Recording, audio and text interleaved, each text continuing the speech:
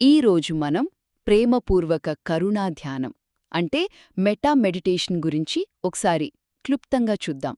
భిక్షువులు ఆచరించే ఈ ధ్యానముందే ఇది కేవలం మనసును శాంతపరచడమే కాదు, మనలో కరుణను, ఆంతరంగిక శక్తిని పెంచే ఒక అద్భుతమైన పద్ధతి అన్నమాట.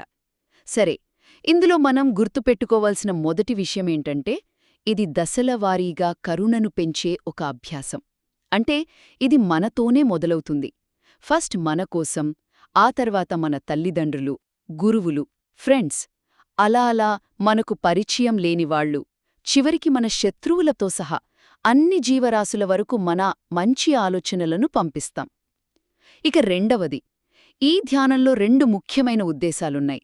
ఒకటి, అందరూ బాగుండాలి, సంతోషంగా, ప్రశాంతంగా ఉండాలని కోరుకోవడం. రెండోది, ఇంకా ముఖ్యమైనది, వాళ్ల జీవితంలో వచ్చే సమస్యలను తట్టుకోవడానికి కావలసిన సహనం, ధైర్యం, అవగాహన, ఇలాంటి ఒక అంతర్గత బలం వాళ్లకి రావాలని కూడా కోరుకోవడం. చివరిగా, మరి దీని ఇంకా ప్రభావవంతంగా ఎలా చెయ్యాలి? కొన్ని సింపుల్ టిప్సున్నాయి. మీరు ఎవరికైతే మంచి జరగాలని కోరుకుంటున్నారో వాళ్లని మనసులో స్పష్టంగా ఊహించుకోండి. ఒకవేళ శత్రువుల విషయంలో ఇది కష్టంగా అనిపిస్తే సింపుల్గా నాకు చేతనైనంతవరకు వాళ్లు బాగుండాలి అని అనుకుంటే చాలు. ఇక పరిచయం లేని వ్యక్తి కోసం, రోజూ చూసే కాని ఎప్పుడూ మాట్లాడని ఒక డెలివరీ డ్రైవర్ లాంటి వాళ్ళని ఎంచుకోవచ్చు.